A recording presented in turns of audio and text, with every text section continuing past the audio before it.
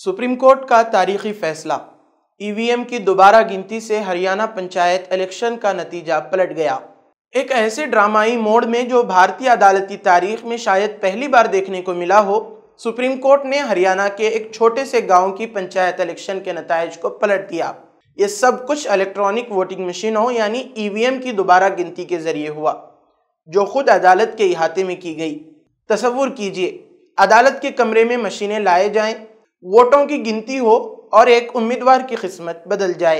ये कहानी हरियाणा के पानीपत जिले के गांव बुआना लखो की है, जहां 2022 के पंचायत इलेक्शन में पहले तो कुलदीप सिंह को सरपंच करार दिया गया, लेकिन अब मोहित कुमार को फातेह करार दे दिया गया है।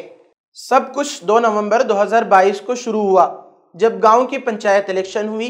वोटों की इब्तिदाई गिनती के बाद कुलदीप सिंह को फातेह करार दिया गया, लेकिन मोहित कुमार को शुबा हुआ कि कुछ तो गलत हुआ है। उन्होंने एडिशनल सिविल जज कम इलेक्शन ट्राइब्यूनल में चैलेंज किया, जिसने बूथ नंबर 69 के वोटों की दोबारा गिनती का हुक्म दिया। यह हुक्म 7 मई 2025 को आया, लेकिन पंजाब और हरियाणा हाईकोर्ट ने 1 जुलाई 2025 को इसे मनसूख कर दिया। मोहित कुमार हार नहीं माने और सुप्रीम कोर्ट का दरवाजा खटखटाया। सुप्रीम कोर्ट ने 31 जुलाई को एक गैर मामूली कदम उठाया। न सिर्फ बूथ 69 बल्कि तमाम बूथ्स 65 से 70 तक के ईवीएम को अदालत में तलब कर लिया। ये गिनती जिले इंतजामिया के बजाय सुप्रीम कोर्ट के रजिस्ट्रार की निगरानी में होनी थी। 6 अगस्त को अदालत के खुसूसी अफसर क्यूरी की निगरानी में वीडियो निगरानी के साथ दोनों उम्मीदवारों और उनके वकाला की मौजूदगी में गिनती हुई। नतीजा हैरानकुन था।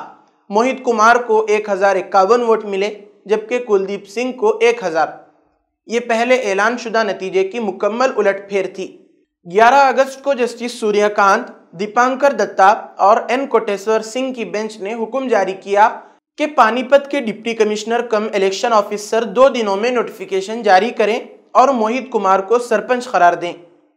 बेंच ने कहा, मोहित कुमार फौरी तौर पर ओहदा संभालें और अपने फराइज अंजाम दें। उन्होंने ये भी वाज़ेह किया कि दोबारा गिनती की रिपोर्ट पर कोई शक नहीं, क्योंकि दोनों फरीकों के नुमाइंदों ने इस पर दस्तखत किए हैं। हाई कोर्ट का फैसला मनसूख करते हुए बेंच ने कहा कि अगर कोई बाकी शिकायत हों तो वो इलेक्शन ट्राइब्यूनल में ले जाई जा सकती हैं। यह वाकया न सिर्फ इलेक्शन की शफाफियत पर सवाल उठाता है, बल्कि ईवीएम के एतबार पर भी रोशनी डालता है। एक छोटे से गाँव की लड़ाई सुप्रीम कोर्ट तक पहुंची और तारीख रकम हो गई। माहिरीन का कहना है कि यह केस मुस्तकबिल में इलेक्शन चैलेंज के लिए एक मिसाल बन सकता है, जहां अदालत खुद गिनती की निगरानी करे। अगरचे ये एक पंचायत सतह का मामला है, लेकिन इसका असर कौमी सतह पर ईवीएम बहस को तेज कर सकता है, जैसा कि हाल ही में कांग्रेस और उमर अब्दुल्ला के दरमियान होने वाले तनाज़े में देखा गया।